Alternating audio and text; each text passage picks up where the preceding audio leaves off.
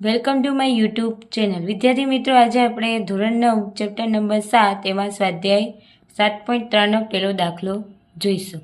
પહેલો કીધું છે ત્રિકોણ એબીસી એટલે કે ત્રિકોણ એબીસી અને ડીબીસી સમાન પાયા પર બીસી પર આવેલા છે અને સમદ્વિબાજુ ત્રિકોણ છે એટલે કે એબી બરાબર એસી થાય અને શિરોબિંદુ એ અને ડી એ બીસીની એક બાજુ પર આવેલા છે. જો એડીને લંબાવતા તે બીસીને પી બિંદુમાં છેદે તો સાબિત કરો કે. તો પહેલાં તો આપણે પક્ષ લખી દઈએ. શું આપેલું છે પક્ષ? બે બાજુ સરખી એટલે એબી બરાબર એસી લખી શકીએ. એબી બરાબર એસી. એવી જ રીતે ડીબી બરાબર ડીસી. હવે પહેલું શું આપેલું છે? ત્રિકોણ એબીડી અને ત્રિકોણ કયો છે?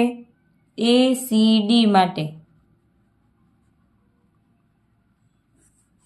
ત્રિકોણ એબીડી અને ત્રિકોણ એસીડી માટે. હવે જોઈએ પહેલું તો એબી બાજુ અને એસી બાજુ આપેલું જ છે તો લખીએ એબી બરાબર એસી પક્ષ મુજબ. એના મુજબ આપેલું છે પક્ષ મુજબ. હવે એવી જ રીતે આમાં બી જો એ બી ડી ત્રિકોણ છે તો ડીબી બરાબર ડીસી. ડીબી બરાબર ડીસી એ બી પક્ષમાં જ આપેલું છે. હવે જો આ બંને ત્રિકોણમાં કઈ બાજુ સમાન થઈ? એડી બાજુ સમાન થઈ તો લખીએ એડી બરાબર એડી. કેમ? સામાન્ય બાજુ. આપણે કોઈ પણ ત્રિકોણને એકરૂપ કરવા માટે 3 શરત જોઈએ. તો આપણે 3 જે શરતો છે એ સાબિત થઈ ગઈ 3. તો અહીંયા લખીએ તેથી ત્રિકોણ એબીડી એકરૂપ ત્રિકોણ એસીડી કઈ શરત મુજબ? બા મુજબ. 3 બાજુ છે ને, બા મુજબ છે તો આપણે જોઈએ તો બીએડી આટલો ત્રિકોણ અને આ ત્રિકોણ સરખો હોય તો બીએડી. તો અહીંયા લખીએ ખૂણો બીએડી ઇક્વલ ટુ ખૂણો સીએડી થાય આ વાળો ખૂણો અને આ વાળો ખૂણો ઇક્વલ ટુ સીએડી. કેના મુજબ? સીટી મુજબ. હવે આ બીએડી છે ને બીએપી લખી શકું તો અહીંયા લખીએ ખૂણો બીએપી બરાબર ખૂણો સીએપી અને પરિણામ નંબર શું આપી દઈએ? 1 આપી દઈએ. હવે બીજો ત્રિકોણ આપણે આપેલું છે તો એ સાબિત કરીએ. કયો છે? ત્રિકોણ એબીપી માટે. આ એ બી અને પી અને એસીપી. તો લખીએ ત્રિકોણ એબીપી અને ત્રિકોણ એસીપી માટે. હવે પેલી તો આપણે આપેલું જ છે એબી અને એસી. એબી બરાબર એસી પક્ષ મુજબ આપેલું છે એબી બરાબર એસી. હવે આમાં સામાન્ય બાજુ કઈ થઈ? એપી થઈ સામાન્ય બાજુ તો લખીએ એપી બરાબર એપી સામાન્ય બાજુ થઈ. હવે જો તમે બીએપી એટલે આ વાળો ત્રિકોણ એટલે બીએપી અને સીએપી થાય ખૂણો તો લખીએ ખૂણો બીએપી બરાબર ખૂણો સીએપી. કેના પરથી? પરિણામ 1 પરથી. તો જો કઈ બાજુ? આ એબી બાજુ, પછી આવ્યો બીએપી ખૂણો અને પછી બાજુ કઈ આવી? એપી. એટલે બાજુ ખૂણો બાજુ પરથી એટલે બા પરથી આ ત્રિકોણ કેવો થઈ ગયો? એકરૂપ. ખૂણો ત્રિકોણ એબીપી એકરૂપ ત્રિકોણ એસીપી કઈ? બા પરથી આ ત્રિકોણ કેવો થઈ ગયો? એકરૂપ થયો. હવે જો ત્રિકોણ એકરૂપ થાય આ વાળો આ એબી એકરૂપ છે, એસી બરાબર છે આ ખૂણો આ એપી બાજુ આ કોમન છે તો આ પીબી અને પીસીબી કેવી થાય? સરખી થાય. તો લખીએ પીબી બરાબર પીસી. કેમ? સીપી સીટી મુજબ, અને આને નામ આપી દઈએ પરિણામ નંબર 2. થયું પરિણામ 2 પરથી. હવે આપણે જોઈએ ત્રીજું. શું કીધું છે ત્રીજામાં? એપી એ ખૂણો એ અને ડીને દુભાગે છે. તો જો પરિણામ 1 પરથી, પરિણામ 1 પરથી શું છે? બીએપી એટલે બીએપી અને સીએપી એ જ છે જ ને, એને શું છે? દુભાગે છે. પરિણામ 1 પરથી સાબિત થાય છે કે ખૂણો બીએપી બરાબર ખૂણો સીએપી છે. બીએપી અને સીએપી એ બંને ખૂણા સરખા છે, તો એમ લખી શકીએ કે ખૂણો અથવા તો એપી એ ખૂણા એને દુભાગે છે. એપી એ ખૂણા એને દુભાગે છે, લખી શકીએ. ચલો હવે જોઈએ ત્રિકોણ બીડીપી, આ છોટાવાળો આ વાળો ત્રિકોણ અને આ વાળો સીડીપીમાં લખીએ ત્રિકોણ બીડીપી અને ત્રિકોણ સીડીપી માટે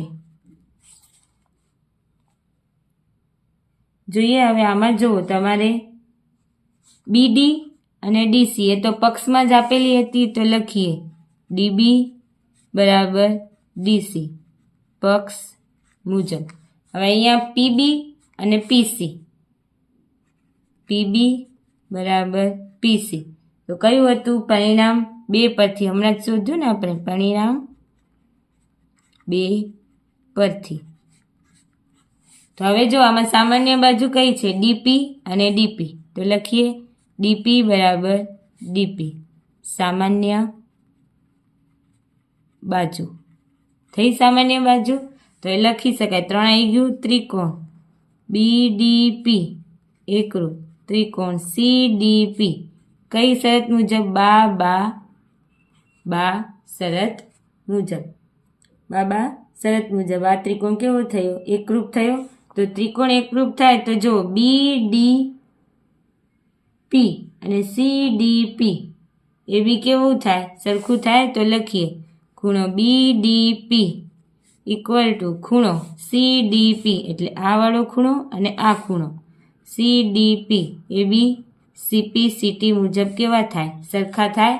તો હવે લખી શકીએ, તેથી એપી એ ખૂણા ડીને પણ દુભાગે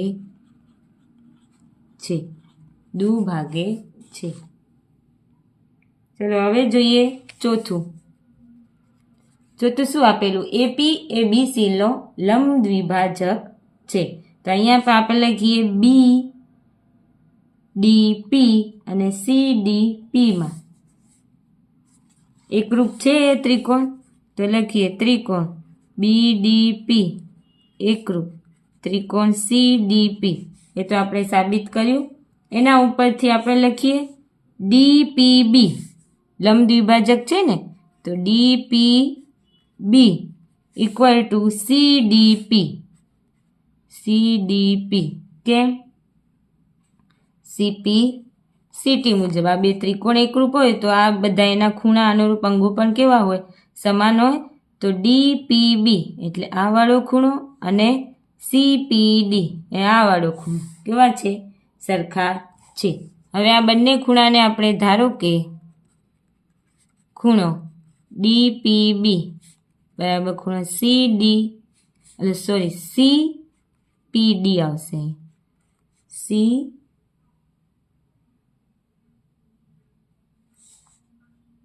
ડીપીબી અને ડીપીસી અથવા તો સીપીડી. બીડીપી અને સીડીપી આવશે. સીડીપી હા એ જ આવશે. સીડીપી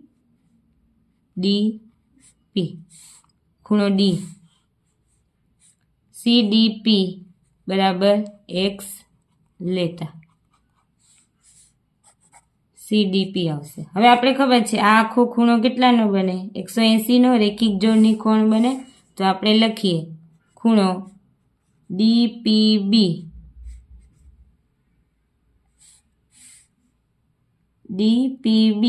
અને ખૂણો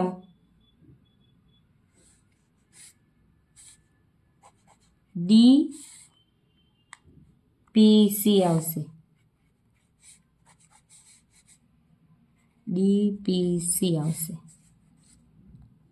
વત્તા ખૂણો DPC.